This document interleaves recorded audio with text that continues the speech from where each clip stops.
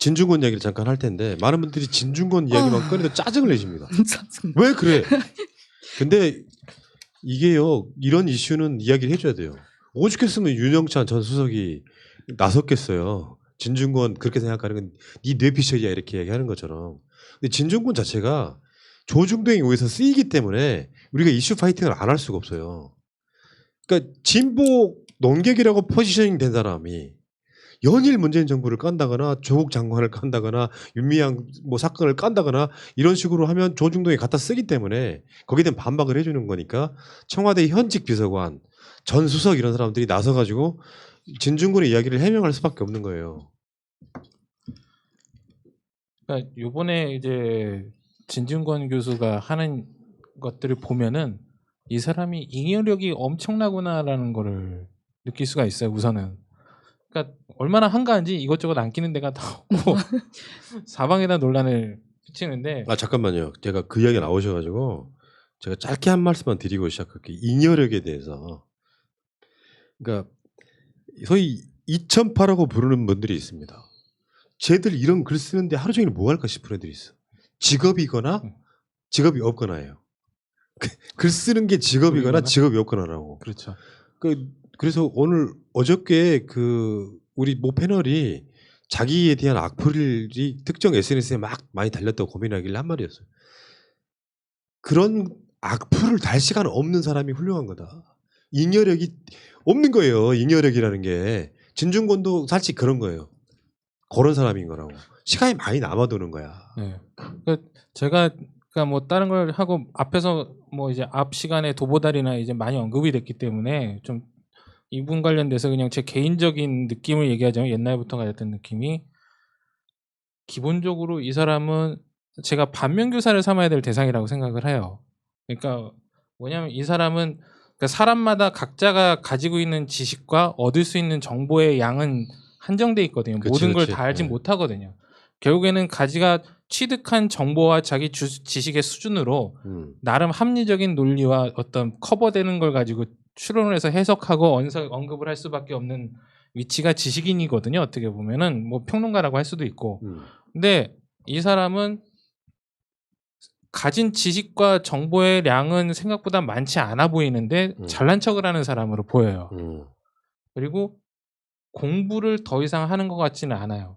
과거에 자기가 습득한 지식에서 넘어가 있고 생각보다 논리적이라고 어떤 지식은 얘기를 하는데 말만 어렵게 하지 쉬운 얘기를 그 조리 있게 얘기를 하지를 않고 거기다가 또 상대방에 대한 배려가 없어요. 싸우는 데 있어서. 맞아요. 그 태도가 정말 예, 같죠. 이거는 뭐 이제 그 설득의 논리가 그렇다고 상대방을 자기가 논리가 약할 때에 뭐 이래서가 아니라 그냥 우겨요. 내가 봤다니까. 그치. 그런 짓이 한 번 예, 있었지. 그런 그러니까 지시 한번 뭐 대놓고 나온 게 이제 올 초이긴 하지만 네. 과거에도 이런 게 많고요. 너 봤어? 내가 해봤어. 내가 공부해봤는데. 그러니까 그 안에 쌓여 있는 거는 내 말을 안 믿는 네가 바보야. 내 말을 이해 못하는 네가 바보야. 이게 깔려 있는 거예요. 그러니까 이런 것들을 보이는 게 저 자신도 때로는 이런 생각으로 대화를 하고 있지 않은가라는 거를 많이 보게 되더라고요. 이 사람처럼. 그래 보여요. 예. 자아 비판입니까? 네, 비판을 하게 돼요. 그러니까 저도 이제 나름 아니, 똑똑하다고 자랑하던 측에서는 걱정 마십시오. 자아 비판 아니고 다른 사람도 비판하고 있으니까. 그러니까 이 느낌이 이렇게 보시면 돼요. 사이다 발언을 많이 한다고 하는데 최광욱 대표나 옛날 노무현 대통령 같은 사람들은 사이다 발언을 할 때 논리가 정연해요. 최강욱은요 진짜 네. 반박을 못하겠더라. 무슨 이야기를 할 때 체득되어 있는 논리관 같은. 네, 그게 포괄하고 있는 자기 말의 범위가 어디까지가 커버가 되는지 정확히 이야기를 하는 사람인데 진 교수는 옛날부터 얘기를 할 때 허점이 되게 많아요. 빈 구석이. 논리 자기가 이야기하는 논리에. 근데 그 빈 구석을 파들고 들어가면은 오히려 우기거나 언성을 높이거나 이제 그런 쪽으로 이제 얼머무리는 경우들이 네, 많더라고요. 그런 점을 신년 토론에서 너무 진하게 느꼈어요. 이 사람이 왜 징징거리고 있나? 그러니까 한 5년 전만 해도 그래도 논리는 짱짱하다. 모두까기 인형이긴 하지만 그러니까 모두를 비판하는 쾌감에 중독돼서 도저히 헤어나올 수 없는 사람인데 또 딱히 그가 하는 말에 반박할 면이 많지는 않았었거든요. 그런데 요즘 들어서 왜 이렇게 MB 형태로 바뀌어가고 있어? 내가 해봐서 아는데 라고 좀 우격다짐과 모논리와 징징거림이 왜 이렇게 이 사람을 이렇게 만들었나 하는 그 비판을 위한 비판을 하고 있다. 최근 들어서는 많이 네. 그런 모습 보입니다. 그러니까 저는 이제 근데 저는 진중권은 지금 현재 상업적으로 성공하고 있다고 생각합니다. 그렇죠. 그러니까 그죠. 그간의 지금까지 3년 동안의 본인에 대해서 여론의 주목을 못 받았던 아. 그런 걸 작년 이제 조국 사태를 통해서 뚫고 나왔거든요. 그러면은 진중권이 이렇게 나왔던 이유는 제 생각에는 상업적 쓰임이 없었던 거예요. 그러니까 문재인 정부가 출범하면서 본인은 최소한 본인이 라디오 프로그램 하나 정도는 맡을 수 있다라는 생각을 했을 것 같습니다. 그게 안정적으로 본인의 수입과 노후를 노후 생활을 보장할 수 있는 방법이고 하지만 어떤 언론 매체도 불러주지 않았어요. 그거는 진중권이 가지고 있는 특유의 태도 문제거든요. 그렇죠. 모든 사람을 기분 나쁘게 말했을 때 어떤 사람은 그 말을 할 때 상당히 기분이 좋고 아 저 사람 사이다다 이런 생각을 하는데 진중권에서는 사이다도 발견 못하고 태도에 따스함도 없어요. 예전에는 그 태도 때문에 문제를 많이 지적받았던 대표적인 사람이 유시민이란 분인데 유시민은 정치를 그만두면서 국민들의 절대 호감으로 바뀌었거든요. 그러면서 본인 스스로를 유시민과 비교하고 특히 대학 때부터 끝없는 경쟁 상대였다고 저는 생각해요. 넘사벽이었지만 그게 바로 조국입니다. 같은 서울대 82학번인데 학교 다니면서 조국은 인물도 좋아, 인기도 있어, 공부도 잘해 등등의 아마 끝없는 잠재의식 속에 열등의식을 가졌을 텐데 드디어 조국을 물어뜯을 기회가 생긴 겁니다. 그러니까 거기다 본인이 상업적으로 성공하지 못한 거에 대한 울분이 터져서 야 이럴 바엔 내가 반대쪽에 가서 목소리를 높이는 게 시장에서 나를 평가받는 듣고 방법이겠다라고 보니까 합니다. 이해가 막 갑니다. 그러니까 굉장히 논리적이니까 네, 네, 내 네. 말이. 조국 차라리 황 작가가 낫다. 그러니까 그 조국과 진중권 하니까 진석사는 이미 졌어요. 그 팟캐스트 초창기에 노 노유진의 정치 카페 할 때 노회찬, 유시민, 진중권 이렇게 3인방이 정말 호흡 케미가 끝내줬었거든요. 네.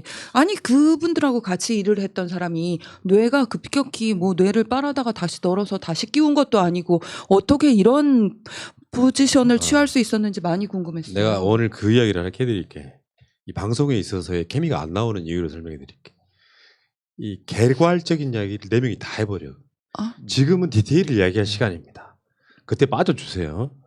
말하자면 의전 대통령이고 자기 생각이 없다는 표현을 했잖아요.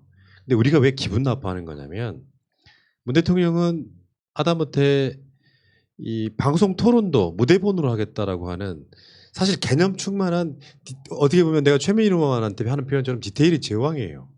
굉장히 많은 걸 알고 있는 사람이에요. 근데 이거를 단순하게 이미지화 시켜가지고 마치 문 대통령은 예전에 박근혜의 연설문을 최순실 써준 것 같은 그런 무능력한 대통령으로 만들고 있는 정말 사악한 놈이거든요, 이게. 근데 실제로는 이런 무능력한 대통령이 지지율 60% 70% 된다는 게 못마땅한 거야.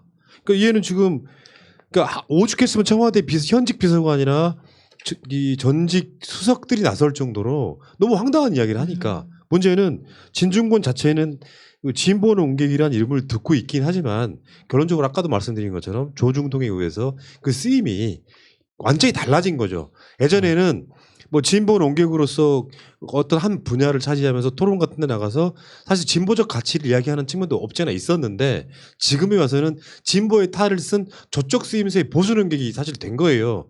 그러니까 탈은 지금 진보 논객이라고 불리우지만 내용 측면에서는 미래통합당보다 훨씬 더 뭔가 그 교활한 그렇습니다. 그런 의미에서 문 대통령을 지금 박근혜화에 앞장서고 있으니까 우리 같은 사람들이 분노를 하는 겁니다. 제가 근거를 제시하겠습니다. 제가 집에서 장식용으로 사용하는 책이거든요. 네. 그러니까 이 책이 뭐냐면은 홍보 좀 해야 되겠습니다. 강원국의 대통령의 글쓰기. 그 우리 방송에 여러 번 나오셨어요, 네. 그분.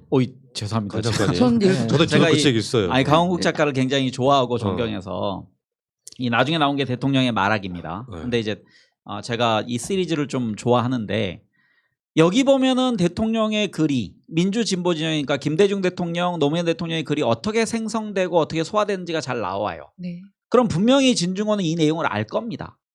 몰라. 모른다예요 한표. 아니 저는 알면서 부정한다고 생각해요. 왜냐하면은 지금 발언 내용 중에 김대중 대통령과 노무현 대통령은 그 글에 철학과 고민이 담겨져 있다고 얘기했는데 문재인 대통령은 그게 없다라고 이렇게 비하하거든요. 하지만 이 책을 보면 지금 민주진보 진영의 청와대 시스템은 글 쓰기를 할 때- 연설비서관이 다 쓴다고 그렇죠. 나와 있습니다. 그러니까 연설비서관이 글을 쓰기 전에 어떻게 대통령이 그 비서관에게 요구를 하고 그 내용이 초안으로 올라가면 대통령이 어떻게 첨삭을 네, 하는지 네. 여기에 대한 정확한 그 프로세스가 나와 있거든요. 근데 이걸 알면서 그리고 대통령이 그 연설을 보면은 본인의 삶의 체화 과정이 많이 나오거든요. 그러니까 도저히 연설비서관의 그 추측으로는 할 수 없는 그러니까 본인의 철학이 담긴 글이 나오는데 그런 고민이 없다고 지금 폄하하고 있어요. 그러니까 정말 근거 없이 까는 거죠 지금. 그러니까 얘는 진석상. 지금 그냥 사악하다고 느끼는 거는 저쪽의 프레임이 그거거든요. 무슨 사고가 나면 문재앙이라고 설명하고 와. 뭐 어떤 대처에 있어가지고 아무 근거도 없이 문어벙이라고 표현합니다. 그래야 박근혜와 똑같은 대통령이 민주세력이 있다는 식의 프레임이 먹히거든요. 요거를 진중권이 말을 함으로써 문 대통령은 아무 생각 없는 사람이 돼버린 거예요. 거기에 이제 플러스 이런 게 있는 겁니다. 이대로 가면 지금은 인기가 좋지만 4년 차쯤 가면은 박근혜 전철을 밟을 것이다라고 부정적인 지금 미스터 둠 역할을 뭐야. 지금 하려고 하는 거예요. 국민들에게 이놈이 그걸로 정말. 세뇌시키려고 하고 그러니까 얼마나 양아치스럽습니까? 정말 저주 섞인 발언을 지금 한 겁니다. 예. 네 이놈. 그래놓고 이제 발끈하니까 또 내 뜻은 그건 아니고 뭐 이런 식으로 또 말을 둘러치던데 난 이 사람에 대해서는 진짜 그런 분노를 항상 느끼는 거거든요.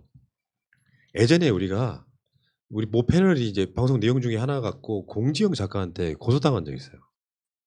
사실 경찰서 가서는 뭐 쉽게 표현하면 무혐의 이렇게 이제 끝난 사건이긴 한데 그 내용 중에 하나가 뭐였는지 아세요? 야수님이 그때 당했던 건데 진보파리란 표현. 그러니까 공증이 뭐라 그랬었냐면은 낙곰수나 우리 같은 사람들을 이제 누군가가 트윗에서 통칭해가지고 진보파리 하고 있다, 제대로 돈벌이 하고 있다라는 그거를 RT를 했더라고. 거기에 대해서 야수님의 반박이 그거였어요. 그럼 당신은 진보파리 안 했냐? 그러면서 이제 옛날에 그 무슨 뭐 이 한진 뭐 등등등 관련해가지고 책 쓴 것들 있잖아요. 그 이야기를 진보파리란 표현 당신도 했다 뭐 이런 식으로 이제 이야기하는 바람에 그거를 경찰서에 고소를 해가지고 조사까지 받고 온 상황인데 말하자면 이런 거 있거든요. 진중권이나 공지영이나 그런 측면들이 있다는 거예요. 지금은 진중권, 공지영은 서로 포지션이 좀 다르긴 하죠. 이제 공지영은 극문의 세계로 들어서 있어. 나만 문재인 지지자라고 해서 다른 문재인 대통령의 지지자는 배척하는 상황이고 이제 진중권은 모든 문 대통령 지지자를 다 국문으로 표현하는 상황이고 이렇긴 한데 문제는 이 사람들이 일정 기간 동안 이 진영 내에서 우리 쪽 작가이기 때문에 우리 쪽 지지인이기 때문에 지지했던 사람들이 있어요. 그렇게 해서 자기 포지셔닝해서 사실은 공지영이 우리 쪽 작가가 아니면 공지영 책을 살릴 이유가 없는 사람들이 되게 많아요. 진중권이 썼던 책이나 이런 것들도 마찬가지입니다. 그래서 그렇게 해서 자기가 그 나름대로는 쉽게 표현하면 밥벌이 먹고 사는 걸 다 했어. 그래놓고 어느 날 갑자기 이상한 배신을 때리는 거예요. 그럼 당하는 사람 입장에서 엄청 기분이 나쁘다고. 배신당한 느낌이 훨씬 더 큰 거예요. 변희재가 그러면 그런가 보다 해. 진중권이 저러고 있으니까 더 분노스러운 거예요. 그렇습니다. 제가 어떤 과거에 얼마 전에 정봉주 전 의원이 진중권에 대해서 얘기를 한 멘트 중에 하나가 참 공부 안 한다라는 멘트가 있었어요. 과거 이제 방송을 할 때 방송 준비를 정말 안 해온대요. 그러면서 이제 이 사람이 하는 특기가 숟가락 얹기. 상대방이 해온 거에 말꼬리 잡기. 네, 말꼬리 잡고 상대방이 온 거에 이제 얹혀서 말 덧붙이기. 그러니까 상대방 거 받아먹기, 주워먹기가 주특기라는 거예요.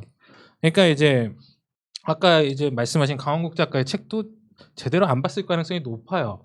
그리고 그 프로세스를 아는 어떤 행정의 프로세스나 의사결정의 단계를 겪어본 사람이 아니거든요. 이 사람은. 공부나 하고 가르치기나 했었지 실제 어떤 들어가서 일을 했던 사람이 아니기 때문에 그러니까 이제 문재인 대통령이 어떻게 보면 대본 없이 혼자 줄줄 이야기를 할 수 있는 수준이라는 건 저희는 알잖아요. 여러 경로를 통해서. 근데 진중권 이 사람도 대본을 가지고선 이야기하는 사람이 아닐 거예요. 어디 가서 자기가 평소 가지고 있던 지식을 가지고 상대방 하는 얘기 파악을 하고선 아 그래 이런 멘트를 쳐야지 하면서 치는 수준이라고 생각을 하는데 문재인 대통령이 그 수준을 넘어간다라고 보면 질투심이 생길 거고 그러니까 이런 부분은 자기가 생각할 땐 정말 내가 없지 않고선 이럴 수 없어 이렇게 질투하는 걸 수도 있고 뭐 이제 좀 더 나아가서는 지금 생활이 힘드니까 이제 새로운 소득처를 찾기 위한 노선 변경을 했다라고 보기가 예. 그런 부분도 더 합리적인 크다고 의심인 것 같아요. 생각해요. 이게 지금 그 얘기만 좀 드리고 이 의제는 마무리할게요. 나름 저랑 친했던 유튜버가 하나 있습니다. 근데 그 사람이 어느 날 조국을 그 시점으로 해가지고 소위 말하는 변해요. 그러니까 조국은 잘못됐다 쪽에 포지셔닝을 한 사람이에요. 그 조국 장관이 굉장히 무슨 뭐 이제 이를테면 문재인 정부의 최순실 같은 그런 뉘앙스로 계속 방송을 해요. 그러니까 악플이 달리고 구독 취소가 늘어날 거 아니에요. 그 과정에 저쪽 사람들의 컨택을 받아서 저쪽 방송에 나가기 시작해요. 유모 씨라고 얘기를 안 하시죠. 그러니까 굳이 이름을 얘기하고 싶지가 않은 게 다른 결임을 보여주고 싶어요. 그러니까 그런 예를 들어보고 싶어요. 최근에 오랜만에 한번 그 채널을 가봤더니 지금 아예 보수 채널로 돼 있어요. 왜 그러냐면 그게 먹고 사니즘에 관련돼 있기 때문에 그럴 겁니다. 당연하잖아요. 그러니까 어느 날 그러니까 이 사람은 밖에 나가서 저쪽에 나갈 때는 진보 농객으로 포지셔닝 하지만 사실 방송하는 내용은 다 문재인 정부 까는 걸로 되면서 그쪽 사람들이 코인을 얻어가는 거예요. 근데 그렇게 변절하는 사람들이 되게 많은데 진짜 지식인이라 하면 예를 들면 진중권 자체는 이제 정말 가볍기 그지없는 뭐 정말 깃털보다 가벼운 그 주둥아리만 살아있는 그래서 아까 말한 것처럼 공부는 젖도 안 해오고 엄청 게으른 자가 어느 날 토론은 가능하거든. 4명이 토론하면 거기다 숟가락 얹고 말꼬리 잡고 하다 보면 얄팍한 지식으로 그러니까 그 대통령의 말하기 그 책 안 읽었을 거라고 확신하는 게 그 SNS 할 시간에 그 책 읽을 시간이 있겠어요? 2년대? 어쨌건 나는 그런 식으로 해서 사람 사는 게 다른 건 몰라도요. 아무리 돈벌이가 중요해도 내 기본적인 신념을 안 바뀌어야 되는 거예요. 그러면 자연스럽게 그 신념을 지지해 주는 사람들이 생기는 것이 이게 포지티브하게 가는 거지. 자기 돈벌이에 따라서 이쪽 저쪽 움직이다가 결국에는 우리한테 뭔가 어떤 그 돈을 벌었던 자가 이쪽에서 배척하니까 저쪽으로 넘어가는 게 무슨 신념이에요. 그건 지식인도 아니고 아무것도 아닌 거지 그냥. 그러니까 서울대 미학과가 이렇게 변절 역사를 보여준 3명을 배출했는데 김지하, 진중권, 그러네. 변희재 이렇게 그 철학 중에서 형이상을 논한다는 미학과 나온 분들이 왜 이러십니까? 그리고 철학과 정치인으로 아주 욕보인 그 우리 안희정 지사 그 정치에서는 철학적인 얘기보다는 현실 정치를 좀 얘기했으면 좋겠습니다. 예, 알겠습니다. 일단 거기까지.